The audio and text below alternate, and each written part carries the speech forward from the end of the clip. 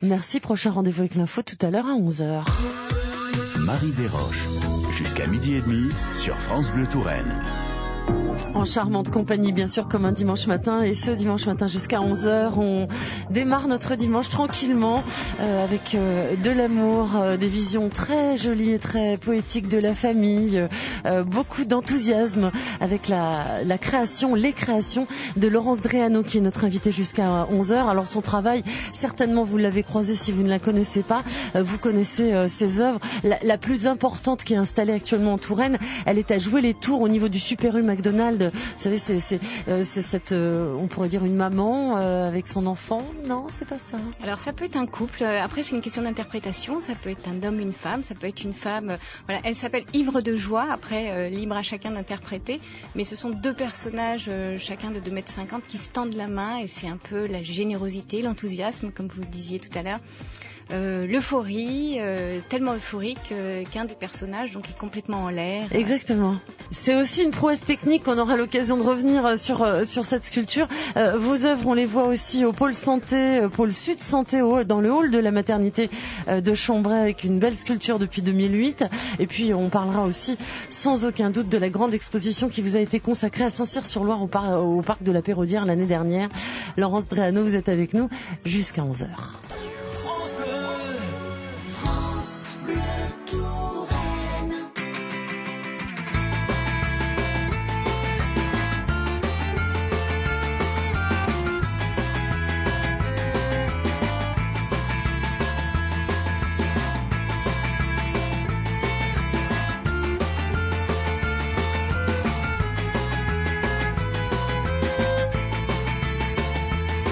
Je suis pendu à vos lèvres, espérons le mot, espérons le oui qui sauverait ma vie. Je suis pendu au téléphone, mais qu'y a-t-il de plus moche? Un téléphone à phone qui sonne et personne qui ne décroche. Je suis pendu à votre cou, dans le plus beau de mes rêves, mais je ne me réveille jamais près de vous et j'en crève. Je suis pendu sous vos fenêtres, au pied de l'arbre, peut-être demain, la petite fleur qui va naître vous racontera mon chagrin. C'est quand le bonheur, c'est quand le bonheur, c'est quand le bonheur, c'est quand le bonheur, c'est quand le bonheur, c'est quand le bonheur, c'est quand le bonheur, c'est quand le bonheur. Je suis pendu à cet espoir que vous m'avez soldé. Je suis presque sur l'autre soir, c'est moi que vous avez regardé. Je suis pendu par les pieds, tout rouge et le souffle coupé. À chaque fois que le hasard me dépose devant votre nez. Je suis pendu à la cravate, dans mon costume croque-macabé. Il paraît que vous faiblissez devant les hommes bien habillés. Je suis tendu, c'est aujourd'hui que je viens vous offrir ma vie. Peut-être oserais-je parler à quelqu'un d'autre qu'à mes pieds. C'est quand le bonheur. Cali, c'est quand le bonheur. Et c'est Laurence Dréano, notre invitée, qui a choisi ce titre. Ça vous va bien, le bonheur? Oui, j'ai trouvé qu'en entrée, c'était assez représentatif. C'est le bonheur, c'est la joie, c'est une musique hyper dynamisante et que j'ai écoutée en boucle dans mon atelier quand l'album est sorti. Je crée en chantant et voilà. Et ma famille en avait ras-le-bol en me disant « Oh non, s'il te plaît, pas encore !» Et j'aime beaucoup Cali, c'est d'abord un parolier et puis une musique assez euphorisante et assez engagée aussi. France Bleu, France Bleu Touraine. Laurence Dréano, vous êtes notre invitée. On va parler bien sûr de votre travail. On connaît surtout vos sculptures, mais je parlais du parc de la Péraudière, de l'exposition en mai dernier, des sculptures monumentales dans le parc, il y en avait pas mal, et dans le pavillon Charles X, des peintures, parce que vous avez aussi un très beau travail de peinture. Oui, C'est vrai. Alors, on connaît moins les peintures. Elles sont moins présentes aussi en galerie d'art. Donc, les gens connaissent principalement les sculptures. Mais en fait, c'est le même univers. Je passe de la peinture à la sculpture, sculpture, peinture. Et je rebondis. C'est vrai que la peinture me sert un peu de croquis, entre guillemets. C'est plus facile de commencer par la peinture. Et ça me donne des idées après pour concrétiser en 3D, en volume, donc les sculptures. La sculpture qui n'a pas été votre première activité, si je comprends bien, au tout début, si on reprend le parcours, vous n'êtes pas tourangelle, vous avez choisi la Touraine. Vous êtes une tourangelle de choix et d'adoption. Une tourangelle d'adoption depuis 1994, donc maintenant je me dis tourangelle, je crois que c'est légitime de se dire tourangelle, mais je suis parisienne, j'en suis désolée. Ah bon? Des fois, non, j'en suis pas désolée, j'aime beaucoup aller à Paris, mais des fois c'est pas forcément un atout, c'est pas forcément bien vu de dire qu'on est parisienne. Et oui, c'est vrai que j'ai eu un parcours un peu chaotique. J'ai pas fait de l'art tout de suite et j'ai fait une école de journalisme. Qu'est-ce qui vous a amené à la sculpture, à la peinture? Il y avait la peinture et la sculpture certainement quelque part, en parallèle, toutes ces années. Oui, ça a toujours été la sculpture. Mes parents avaient une maison en Normandie qui est installée sur une carrière d'argile. Et effectivement, même petite, si on remonte très très loin, je gratouillais la terre et puis je prenais des petits morceaux d'argile. Vous savez, c'est assez malléable. J'en faisais des petits bonhommes, etc. Et j'allais faire cuire ces petites figurines d'argile chez des potiers qui avaient des fours. Donc en fait, ça remonte très très très loin. Mais après, j'ai suivi des cours donc à Tours, à Courteline. Donc c'est en arrivant à Tours que vous vous êtes dit, j'attaque l'art en fait. Je me laisse aller à ma tendance naturelle. Exactement. Alors je ne sais pas si c'est la Touraine qui a fait le déclic ou pas. C'est un peu un accident de vie aussi. Souvent, ce sont les accidents qui sont à la fois vecteurs de fragilité et de force. Et on décide d'un petit peu tout changer. Donc un changement personnel, de vie, de ville, de situation familiale. Et du coup, j'ai laissé mes rêves un petit peu s'exaucer. Je me suis donné la possibilité d'aller vers ceux qui me correspondaient vraiment. On commence, quand vous avez commencé par les croquis. Tout de suite, vous vous êtes dit, je veux voir tout ça en volume. J'ai pensé volume avant tout. Ah ouais. Oui, j'ai pensé volume avant tout. Alors, ça m'est beaucoup plus difficile de dessiner, si vous voulez, que de modeler directement. C'est comme si, en fait, ça ne passait pas par mon cerveau. Mon cerveau est peut-être inactif, en fait, et ça passe directement dans mes mains plus facilement, donc en 3 dimensions, qu'en croquis. Bon, je fais des petits croquis, bien sûr. Mon inspiration, je commence toujours par dessiner quelque chose. Mais c'est plus parlant quand je veux faire une démonstration ou quand je veux expliquer quelque chose aux gens. Je prends un petit morceau de terre. C'est beaucoup plus parlant tout de suite par rapport à un dessin.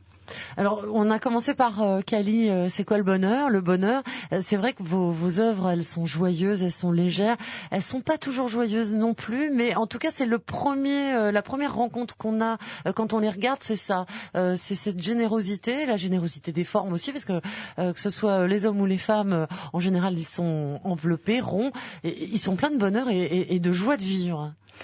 Oui, c'est une valeur universelle. Je pense que d'abord, c'est ce que je suis à l'intérieur. Je suis assez ronde à l'intérieur, bien qu'à l'extérieur, pas forcément. Et puis, j'essaye un peu je sais pas si ça existe comme mot, de désangulariser le monde. C'est-à-dire, je le trouve peut-être un peu trop violent, un peu trop difficile. Et c'est ma façon à moi de réinterpréter, de digérer tout ce qui me convient pas ou montrer aux gens que voilà, une certaine spontanéité. Et en fait, le monde devrait être comme ça. On devrait être joyeux, on devrait être euphorisant, on devrait être bienveillant vis-à-vis des autres. Et on le dit pas assez, on se cache derrière un filtre, entre guillemets, d'éducation. Voilà, plus on grandit, en fait, plus on apprend à mettre des barrières. Et ce que vous disiez tout à l'heure, la joie, la générosité, etc., devraient être des valeurs innées. Et en fait, on devrait distribuer de l'amour comme ça. Bon, ça paraît peut-être un peu idéaliste. D'où les petits cœurs, quand même, qui sont très présents dans votre travail. Oui. Tout à fait, mais je pense que voilà, ça fait partie du même ordre que d'offrir des fleurs, que une déclaration d'amour. Voilà, qui peut dire aujourd'hui qu'il n'a pas besoin de ça le matin en se réveillant? On a tous besoin de ça. Maintenant, on se cache derrière un tas de choses. J'ai à faire ceci, j'ai à faire cela. On se montre pas comme ça. Il y a la pudeur, il y a tout ça. Et moi, j'ai envie de revenir à ces sentiments, ces émotions premières que peuvent avoir les enfants spontanément. Alors, ça ne veut pas dire après que tout mon travail est uniquement ludique et destiné aux enfants, mais c'est retrouver la simplicité, l'élan. Voilà, l'élan.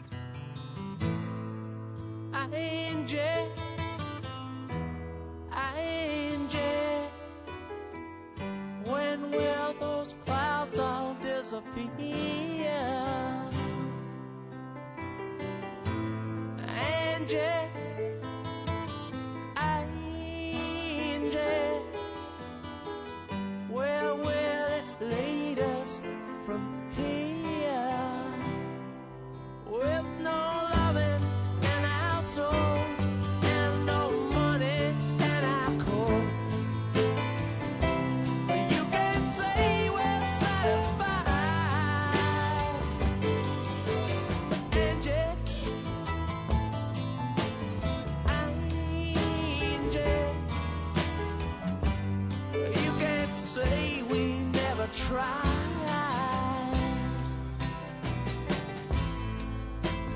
Angie, you're beautiful, yeah, but ain't it time we said goodbye?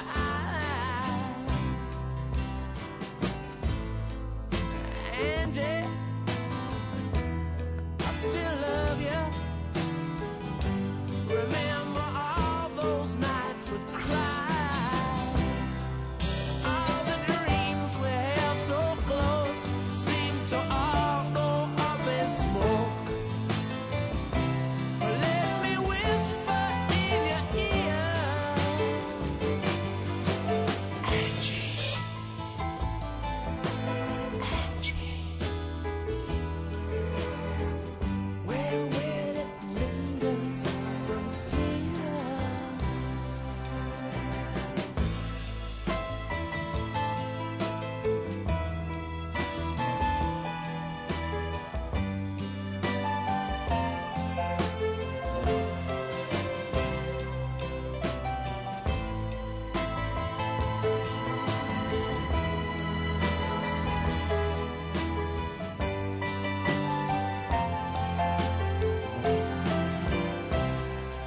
Oh, Angie, don't you weep.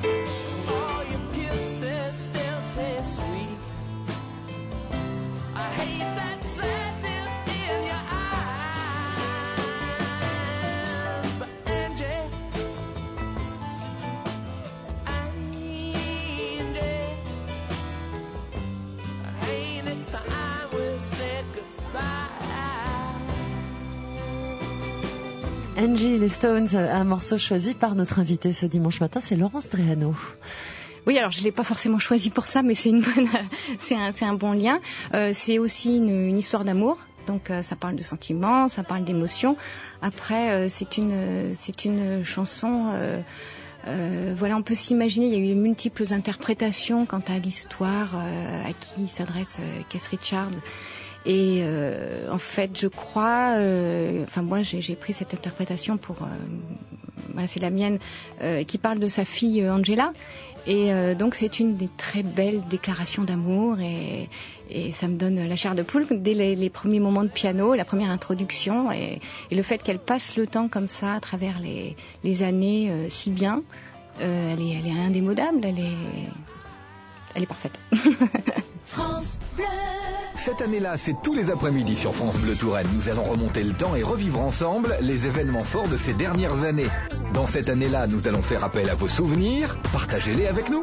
France Bleu Touraine vous donne la parole du lundi au vendredi de 13h30 à 16h30 au 02 47 38 10 20. On compte sur vous.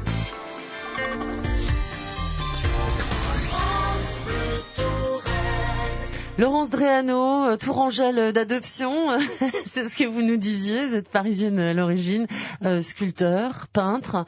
Pourquoi l'école de journalisme en démarrant vous avez voulu faire plaisir à vos parents, faire des études d'abord un peu sérieuses avant de vous dire non mais finalement ça me va pas du tout? Alors là, je vous arrête tout de suite parce que l'art, c'est sérieux. C'est vrai, Déjà. C'est vrai, vous avez raison. Et c'est très difficile et c'est très long et il faut beaucoup de persistance et il faut beaucoup de technicité, etc. Donc je trouve que l'art, c'est vraiment un métier, quelle que soit l'expression artistique, c'est vraiment difficile. C'est une performance en soi. Après, ça rassure les parents quand même d'être journaliste plutôt qu'artiste, en tout cas au départ. Oui, je crois qu'ils étaient. J'avais envie qu'ils soient fiers de moi, de montrer un peu, voilà, ce que j'avais dans la tête. Donc j'ai eu besoin d'apprendre avant de désapprendre. Ouais, c'était une condition. J'avais besoin de remplir bien ma tête d'un tas de bonnes choses. Et d'ailleurs, ça m'a énormément servi parce que les mots ont toujours une importance et un pouvoir sur moi, un pouvoir émotionnel qui me sert à créer aujourd'hui. Donc ces études de journalisme, je me suis vraiment amusée, j'ai travaillé, j'ai appris, j'ai construit ma pensée, j'ai beaucoup lu et on ne peut pas dire que ça ne sert à rien du tout. Et je continue à vraiment à aimer mettre des mots sur mes sculptures. Une particularité, c'est qu'on retrouve cet attachement aux mots, cet attachement à l'écriture, très présente, qui est très présente sur mes sculptures, sur mes peintures. Alors même si c'est sujet, verbe, complément, ça reste aussi. C'est ce qu'on apprend d'ailleurs en journalisme, sujet, verbe, complément, on fait court, on fait concis, ce qu'on appelle le CCC, court, concis, clair, ou je sais plus, complet, quelque chose comme ça.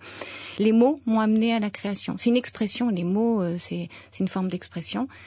Et donc l'art est aussi une autre forme d'expression, donc c'est dans une continuité. Aujourd'hui, vous êtes installé en Touraine, ces personnages monumentaux, parce que ce sont toujours, ou presque toujours, des personnages quand même qui sont au centre de votre travail. Ils naissent ici, chez vous, dans votre atelier. Comment vous travaillez avec des volumes aussi importants ? Alors j'ai un atelier itinérant, on va dire ça comme ça, je suis comme dans une petite roulotte. J'ai un atelier où chez moi, donc à Fondette, où mes œuvres transitent entre deux expos, entre deux galeries d'art, etc., où je peux recevoir des gens.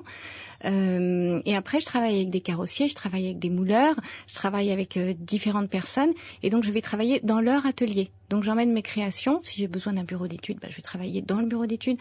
Si je travaille sur la carrosserie, la laque, la finition d'une sculpture, je vais travailler avec mon peintre dans sa cabine de peinture. Donc en fait, et j'adore ça. J'ai l'impression d'être un peu itinérante et de pas être toujours sur le même lieu, et de travailler aussi un peu en équipe, même si la création, tout se passe en boucle dans ma tête. Ça me fait du bien, ça m'aère aussi de travailler avec d'autres personnes en équipe. Et ça, c'est important pour le dynamisme, pour pouvoir se renouveler et rebondir. Fabien Nourrisson, vous l'avez choisi pour vous poser 3 questions au cours de cette émission. C'est un ami très proche. Est-ce qu'il fait partie justement de cette équipe rapprochée dont vous parlez ? Ah oui, alors là, c'est la garde très rapprochée. C'est vraiment, d'abord c'est un ami, et puis on s'est connus à mes débuts. C'est un sculpteur aussi, donc on se retrouve un peu dans les mêmes galeries d'art. Son travail, j'apprécie beaucoup son travail, et il est présent dans les mêmes galeries que moi. Et puis il m'a aidé justement à prendre confiance en moi, à démarrer, à travailler aussi des nouveaux matériaux, parce que j'ai commencé par la terre, et puis au bout d'un moment, comme vous disiez tout à l'heure, j'ai toujours besoin, un sculpteur a sûrement besoin de se confronter à toujours plus grand, plus gros, plus compliqué. Voilà, je sais pas ce que j'ai approuvé, mais c'est toujours un peu le challenge à venir. Et il m'a permis de prendre conscience qu'en passant en résine, donc de la terre à la résine, qui est un nouveau matériau, tout devenait possible. Il y a rien, je crois, qu'on ne puisse pas faire en résine. À partir de ce moment-là, tous mes personnages qui sont effectivement généreux, bien en chair, rebondis, comme vous disiez, je peux aussi les faire s'envoler.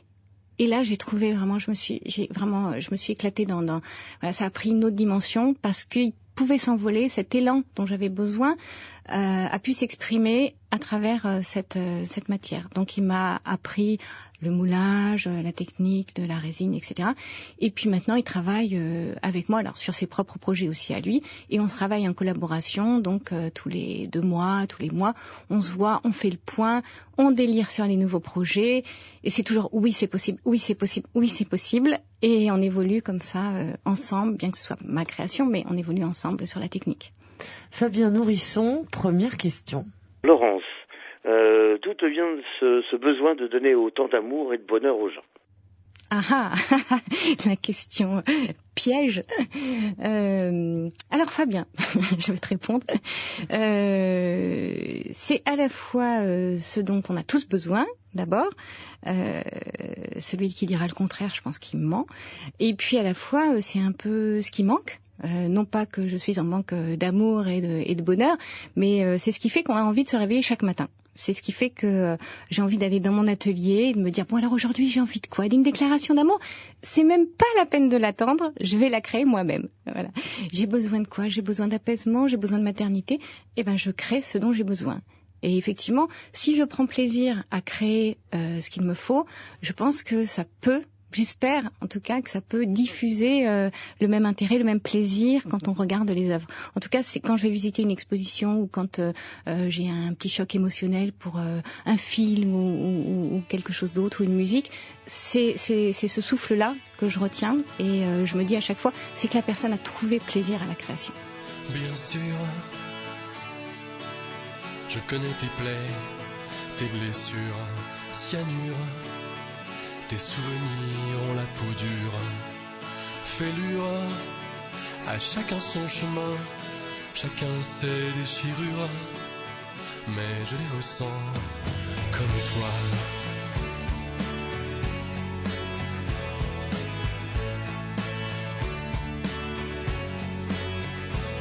Fracture, poussé seul sur un tas d'ordures, torture. Redouter d'être une imposture, froidure qui nous gerce le cœur et rouille les jointures. Oui, je les ressens quand les larmes de l'enfance, toute la vie sont murmures. Où sont l'épaule et les mots qui te rassurent? Oui, les armes de l'enfance te font le cuir et l'armure et assèchent les rivières que tu pleurais hier, griffure, je lèche ta triste figure, morsure, ton sang et ses éclaboussures, roulure, les salauds qui peu à peu nous ont à l'usure. Oui, je les ressens, quand les larmes de l'enfance, toute la vie sont murmures. Où sont l'épaule et les mots qui te rassurent? Oui, les armes de l'enfance te font le cuir et l'armure et assèchent les rivières que tu pleurais hier.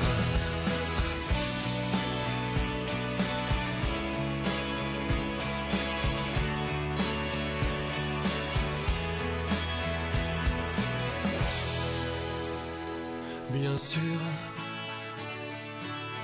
je connais tes plaies, tes blessures, cyanure.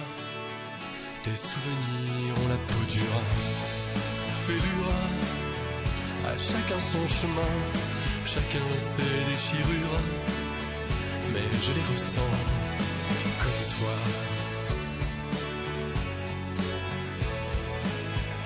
toi. La peau dure, Étienne Dao.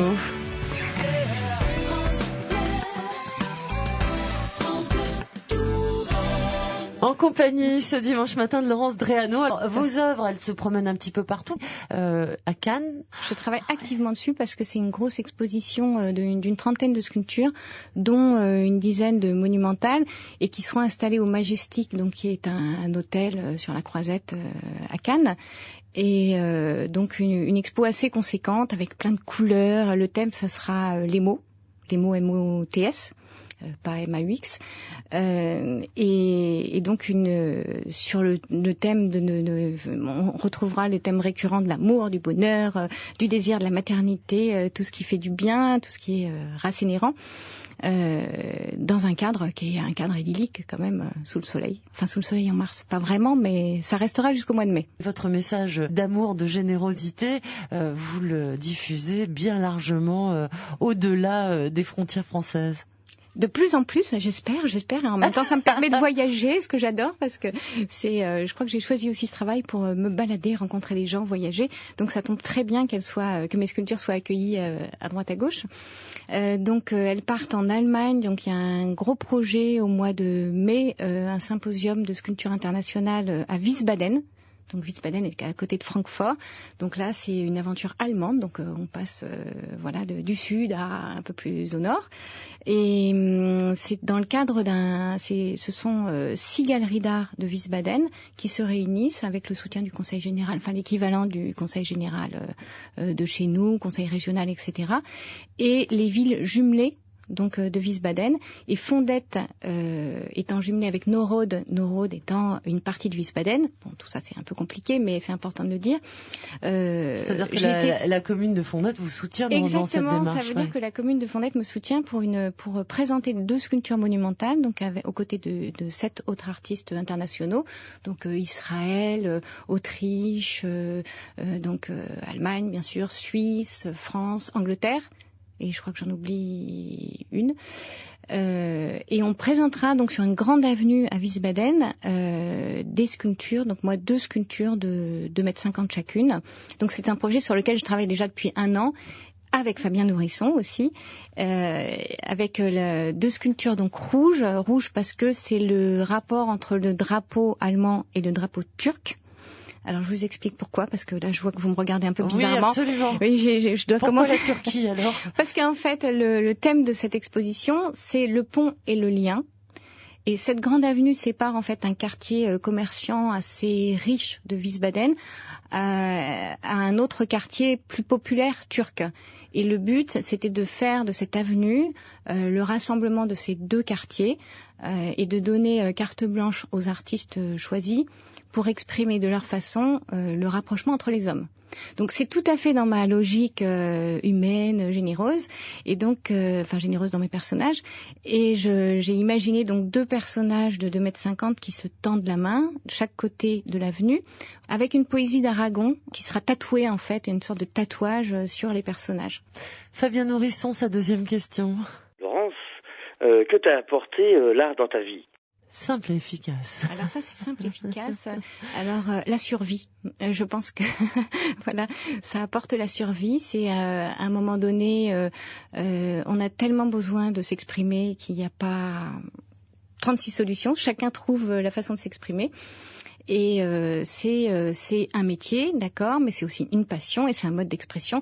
Voilà, ça m'a apporté un élan de vie, de survie à un moment donné où j'en avais sûrement besoin. C'est toujours thérapeutique. Alors on va pas rentrer dans les détails. Tous les artistes ont leur fragilité, mais en tout cas ont leur souffrance qui est à la fois une faiblesse et à la fois une force. On dit que la douleur est un marchepied pour l'écrivain ou la souffrance, je sais plus.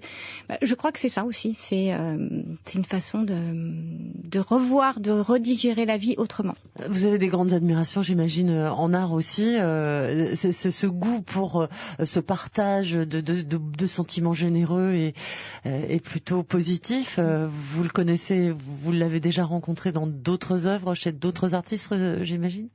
Alors, il y a plus de gens qui traitent de la souffrance que de gens qui traitent du bonheur. Ah bon? C'est en tout cas le sentiment que vous avez. C'est le sentiment qu'on en a, et notamment en sculpture, peu de gens. Alors, moi, j'ai une grande admiration pour Toutain, voilà, il y a tellement, je pourrais pas citer tout le monde, mais ça va de Mayol, qui était totale sensualité en sculpture, Harpe, qui est tout en douceur, hein, pourtant qui est dans l'abstrait, à Botero, qui est dans la générosité mais un peu plus caricaturale, Ousmane Sow pour sa générosité.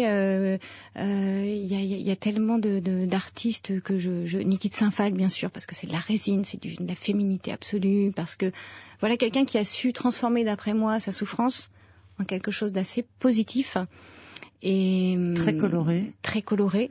Elle avait besoin de se créer son univers comme une bulle, en fait, de se créer son univers artistique, de vivre dedans. Et après, elle est devenue son univers, elle est devenue son art. Et là, les gens entrent dans un univers et s'approprient l'univers de l'artiste. Lily, take another walk out of your fake world. Please put all the drugs out of your head. You see that you can breathe without no backup. So much that you got to understand.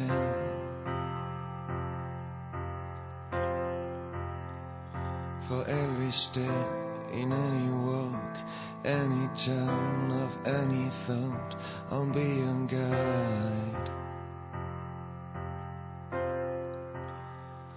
For every street of any scene, any place you've never been, I'll be your guide. Lily, you know there's still a place for people like us. The same blood runs in every hand. You see, it's not the wings that make the angel. Just have to move the bats out of your head.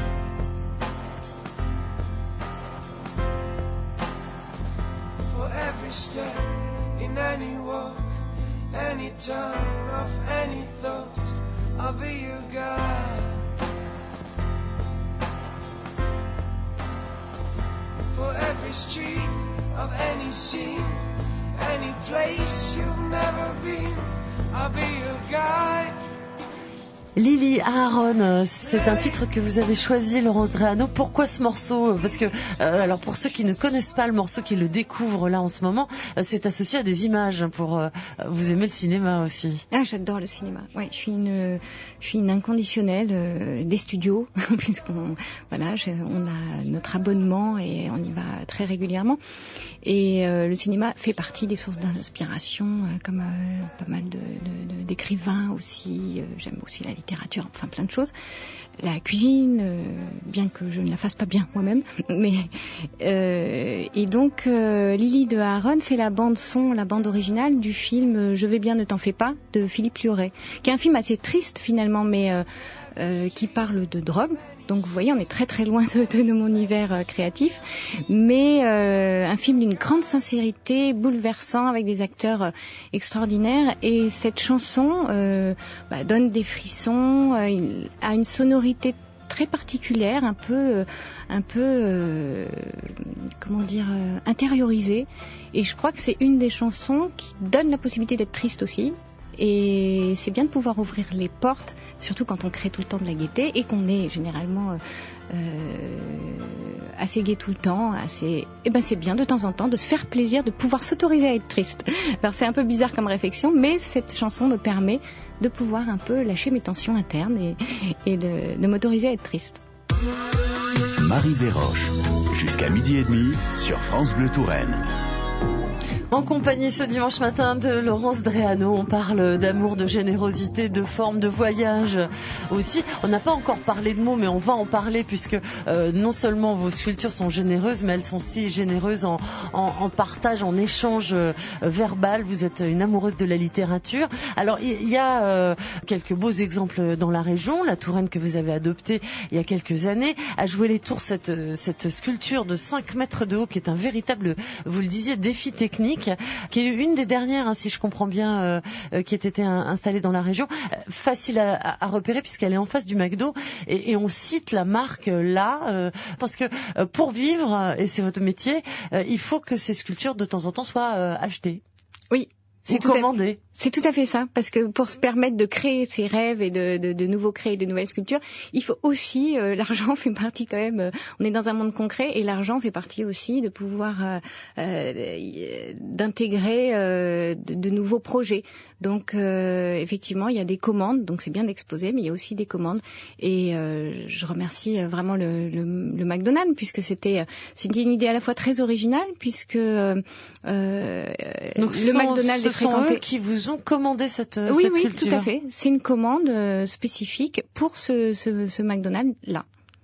Oui. Ça vous est arrivé à d'autres reprises d'avoir ce type de commande ou c'était la première fois? Parce qu'on n'a pas dans l'idée, par exemple, que des structures comme des restaurants fast-food puissent faire appel à des artistes, par exemple. C'est pas quelque chose qu'on imagine facilement. Non, c'est vrai que c'est la première fois. Ça m'est pas arrivé de nouveau, mais j'y ai répondu favorablement parce que j'ai trouvé que la démarche était très originale. Effectivement, c'est une restauration rapide qui est destinée aux enfants, aux familles. Alors la grande question, c'était si elle allait pas être dégradée ou s'il n'y avait pas des risques. Et finalement, les gens sont très respectueux de l'œuvre d'art. Je pense que depuis 2 ans, il n'y a eu aucun problème. Tout a été, elle n'a pas été taguée, les gens ne grimpent pas dessus, elle n'a pas été signée, voilà, elle n'a pas été abîmée. Donc, ce qui prouve que les gens ont besoin de l'art aussi à l'extérieur. Et ce qui me permettait de sortir des galeries d'art, c'est vraiment dans ma démarche actuelle, je suis très contente d'être en galerie d'art et d'avoir une petite notoriété à mon échelle, à ma petite échelle. Mais c'était important aussi de montrer à l'extérieur et dans la rue et pour le plus grand public, les petits, les jeunes, les moins jeunes, quel que soit le milieu social, quel que soit de pouvoir susciter une émotion à quelqu'un dans la rue. Et donc devant le McDonald's, c'était encore plus un challenge parce que c'était on n'associe pas forcément la restauration rapide avec l'art généralement. Les mots, ils ont été très présents à l'occasion de votre dernière exposition. On n'a pas eu l'occasion d'en parler encore.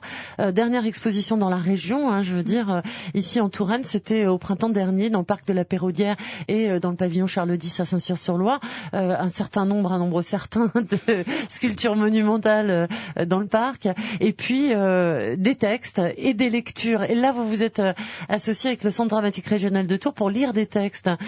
Ces textes, vous les avez choisis ça a été comment parce que vous les choisissez évidemment les auteurs que vous allez inscrire sur. Il y a les textes. Alors il y avait une poésie de Paul Valéry qui m'est chère et là c'est moi effectivement je l'ai choisi toute seule.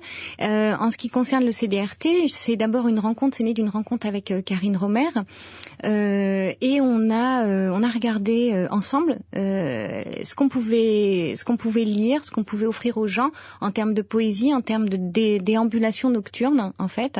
On passait d'une sculpture à une autre le soir, avec une mise en lumière. Et on a commencé à parler de la folie de l'éloge de la folie d'Erasme. Donc c'est un texte ancien, et justement j'ai bien aimé le contraste de ce texte un petit peu. C'est très facile d'accès en fait. On a l'impression que Erasme c'est compliqué, c'est élitiste, etc. Mais il y a des choses très modernes dans ce texte-là et qui fait référence à la folie, mais la folie au sens positif, joyeuse, la folie, la fantaisie, la folie qui fait la fantaisie, la folie, ce petit nuage qui tout d'un coup éclate en bonheur. Et donc c'est de cette folie-là dont je voulais parler. Et on a trouvé que c'était une belle alchimie entre les lumières, la poésie, Paul Valéry aussi, qui est notre époque, et Erasme. Ces mots, vous les lisez aussi? Vous êtes une grosse lectrice ou vous picorez plutôt? Vous avez des auteurs fétiches? Alors Erasme, c'est vrai que c'est pas forcément ma tasse de thé au départ. Voilà, c'est pas mon livre de chevet. J'ai découvert avec Karine Romer donc Erasme, mais c'est vrai que c'est pas mon livre. C'est pas forcément dans mes lectures quotidiennes. Je suis plutôt une fan de littérature italienne, donc voilà, j'ai des petites obsessions. Donc ça fait 2-3 ans que je suis plongée dans la littérature italienne avec. Alors des anciens et des moins anciens, ça peut être Italo Svevo que j'aime beaucoup, qui est un auteur qui est assez sombre quand même, qui a pas été reconnu de son vivant, mais qui est d'une grande sensibilité, et surtout beaucoup plus récemment Eri De Luca, Baricco, qui sont peut-être plus connus et qui offrent une lecture très poétique, très fantaisiste, très très imagée. Et la littérature italienne, c'est ça, c'est un voyage. J'adore, je me laisse bercer. J'ai absolument besoin, c'est presque une drogue en fait. J'ai absolument besoin avant de dormir de me plonger dans un bouquin italien. Alors ça peut être lire juste une page ou deux, mais c'est pour moi un apaisement. C'est des pensées douces. Il y a un rythme. L'Italie, c'est ça. Il y a un rythme, qui est très lent. L'histoire se déroule très très lentement, on plonge tout doucement dans des histoires et en même temps c'est très ciselé, c'est une écriture qui est très ciselée, très comme une chanson, comme un rythme de musical. Donc ce contraste-là et que je ne retrouve que dans la littérature italienne. Alors je fais peut-être une fixette, mais voilà, c'est là du coup je suis vraiment dans mon élément avec ces auteurs-là. All the faces are changing in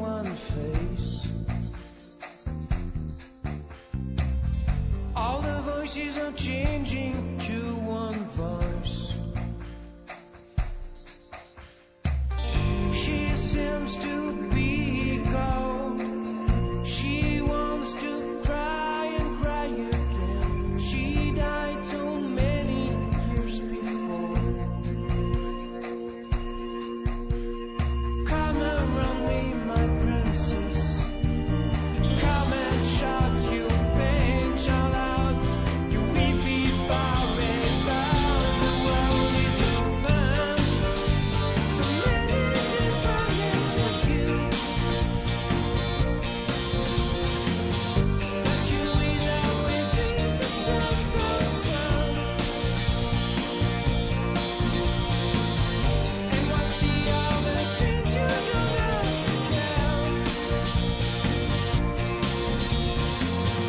Only different way you will leave us alone. And with so much love it's completely different.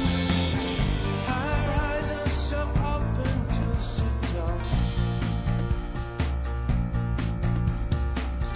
Night after night she lay alone in bed. She wants to paradise, to a new and brave way of love. She cries alone for herself. Sometimes I'm scared.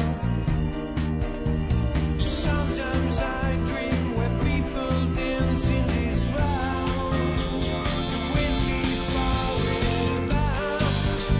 It's a many different. Cut Up, Thierry Dreano, Dreano comme Laurence Dreano, il y a un rapport. Alors, qui a piqué le nom à qui? Alors là, je m'attirais les foudres. Alors, Dreano, c'est mon nom marital, mais c'est mon nom d'artiste, mais c'est aussi, voilà, donc mon mari a monté un groupe de musique, donc c'est un musicien professionnel au départ, et pianiste, mais il joue aussi de la guitare et il chante aussi.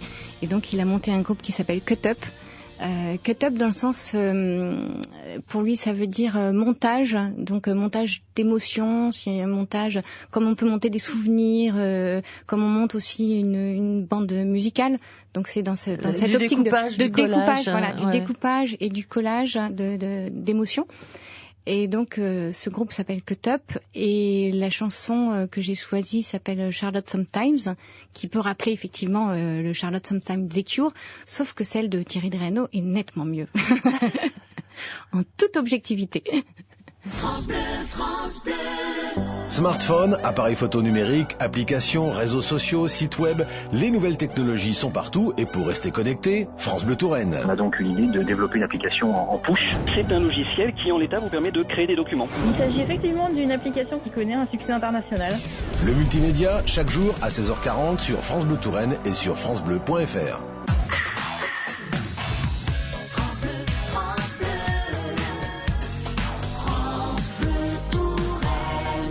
C'est sa troisième question, c'est un de vos meilleurs amis que vous avez choisi pour vous questionner, Laurence Dreano, ce matin. Fabien Nourisson, qui vous accompagne aussi dans votre travail de sculpture, puisque lui aussi est sculpteur. Enfin, vous travaillez, vous nous le disiez ensemble, et il vous connaît très bien. Voici sa troisième question. Petite douceur pour finir. Quel est l'artiste que tu préfères? Ah, dure question. Ah oui, parce que là, faut choisir. Ah oui, ça, c'est terrible. Quel est l'artiste que je préfère? Mais en termes de sculpture, en termes de quoi, ça va m'être difficile. Ça, c'est une colle, Fabien. Franchement, je te déteste. Non, je peux pas en choisir qu'un. C'est pas possible. En sculpture, on a un petit peu. En sculpture, c'est vrai que si je devais en choisir qu'un, peut-être que ce serait Mayol. Parce que j'ai découvert la sculpture en me baladant. Tout d'abord, j'étais toute petite au jardin des Tuileries à Paris, et que voilà, cette sensualité, cette douceur, je caressais les sculptures, ces femmes rondes, allongées. Ça me paraissait être un défi à la pesanteur déjà, puisque en fait, je me rappelle je me souviens plus du nom, mais de cette femme allongée sur un bloc carré avec les pieds qui dépassent. Et je me disais comment ça se fait qu'il l'a pas mis toute droite sur ses pieds, mais allongée allongée. Comment elle tient toute seule. Donc quelque part, c'est vrai que ça a un peu choqué mon imagination. Et puis cette rondeur, cette volupté, cette sensualité, ça a vraiment fait appel. Ça, waouh. Donc si je devais en choisir qu'un, peut-être que ce serait celui-ci. Mayol, le bronze. Vous travaillez aujourd'hui, vous le disiez, avec beaucoup de bonheur la résine. Le bronze. Le bronze, si, je m'y mets. Je travaille justement avec Fabien. On est en train de développer, je suis en train de créer de nouveaux petits personnages qui seront encore plus en apesanteur. Et on travaille avec une fonderie, donc avec 2 fonderies d'art. Et donc le bronze fait partie des projets. Mais il y a aussi le cristal.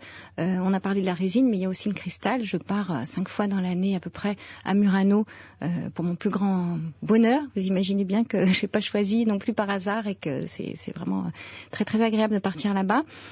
Donc le cristal, le bronze, la résine. Voilà, principalement. Le cristal, justement, c'est arrivé comment? Parce que ça aussi, c'est vrai que depuis le début, on n'a pas parlé de ce matériau, qui est un matériau qui est aussi une forme de signature. Quand on parle de Laurence Dreano et de son travail, il y a le cristal. Alors c'est plus récent, hein. C'est vrai que ça fait que depuis 2008, je suis rentrée, j'ai eu de la chance d'être sélectionnée par Dôme, donc il y a un cristallier français comme il y a Lalique, Dôme, Lalique, Baccarat, ouais.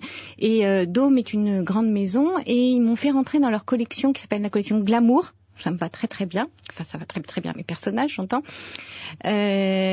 Sur deux modèles, donc une sculpture qui s'appelle Maternity Bliss et une autre qui s'appelle Désir. Et donc en fait, ils ont transformé mes œuvres en pâte de verre.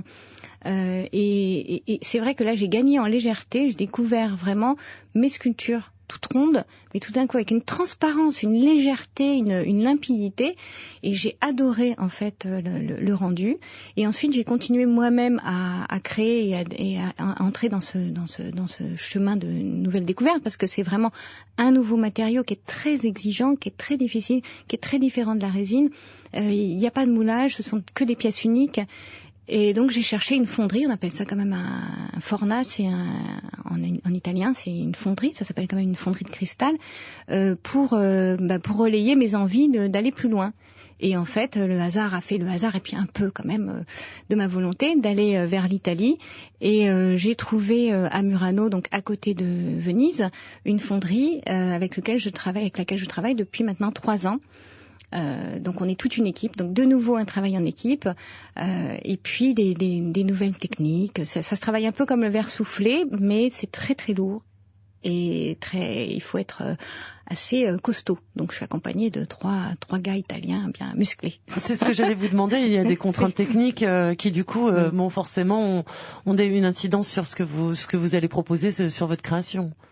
Oui, parce que alors ça ressemble pas tout à fait à la résine, puisqu'on peut pas, justement comme il n'y a pas de moule, on peut pas peaufiner. Il y a une certaine spontanéité dans le cristal. Donc en fait, on a une perche, un perchiste, Ernesto est le perchiste, et je dois sculpter pendant que la boule de cristal tourne.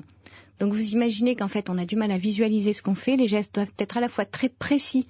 Donc on doit architecturer notre pièce à l'avance, on doit savoir exactement quel geste en fait on va effectuer, mais en même temps la chaleur du four fait qu'il y a une spontanéité, on peut arrêter la pièce à n'importe quel moment ou étirer la pièce plus que ce que l'on avait envisagé. Donc du coup ce rapport entre une spontanéité et un matériau très exigeant dans la technique, c'est vraiment passionnant. Et en fait, il faut une vie pour apprendre le verre, le cristal. Il faut toute une vie, et justement, c'est ce qui me plaît. Ça veut dire une pièce unique, par définition. Par définition, ça veut dire que 1, il n'y a pas de moule, que 2, je serais incapable de refaire exactement la même chose, que 3, c'est une pièce un peu d'exception, parce que alors j'y mets des fois de la feuille d'or, de la feuille d'argent, des bulles. Donc en fait, c'est un peu un terrain de recherche aussi. C'est un terrain de créativité qui n'a plus. Ça a des limites quand même au niveau de la taille, parce que l'entrée des fours est petite, mais ça repousse un peu plus loin les limites de la créativité, et c'est toujours passionnant. Il faut jamais rester sur ses acquis et sur ses techniques, tout le temps renouveler et tout le temps rencontrer d'autres personnes. Bonne matinée avec Marie Desroches sur France Bleu Touraine. Laurence Dreano, on est en votre compagnie. On a beaucoup évoqué la joie de créer, mais aussi la générosité, ce plaisir que vous avez à partager et à partager des émotions légères, de la générosité. C'est un mot qui est revenu très régulièrement. Votre prochaine exposition, vous êtes en train d'y travailler d'arrache-pied en ce moment. C'est pour Cannes, donc au printemps prochain, entre le 7 mars et le 8 mai prochain, au Majestic même, à Cannes, qui est un lieu mythique. Il y a d'autres projets actuellement en cours ou ça mobilise toute votre énergie? Alors, ça mobilise beaucoup mon énergie, c'est sûr. Et dans le cadre de ce projet-là, au Majestic, je voulais vous parler d'une chose qui me tient vraiment à cœur et que je suis en train de développer. En fait, j'aime beaucoup les rencontres, j'aime beaucoup les hasards des rencontres et qui donnent justement des ouvertures sur des nouveaux projets et des nouvelles choses à créer. Et lors d'une exposition à Mulhouse, j'ai rencontré un tagueur, un graffeur, qui s'appelle Sven. C'est un tout jeune graffeur, mais qui a beaucoup de talent. Et donc, je lui ai confié, on a décidé de travailler ensemble, et je lui ai confié une de mes sculptures phares, entre guillemets, qui s'appelle l'Optimiste, qui est un gros personnage de 2 mètres, avec les mains ouvertes, la petite tête, vraiment très accueillant, qui sera présenté au Majestic, donc à Cannes. Et je lui ai demandé de l'habiller de tags, de graphes, en lui laissant carte blanche. Et vraiment, j'ai été stupéfaite donc je l'ai choisi parce que j'aimais son travail et qu'il traite un peu de sweet tag. Donc c'est pas un art c'est pas de la revendication ni politique ni agressive.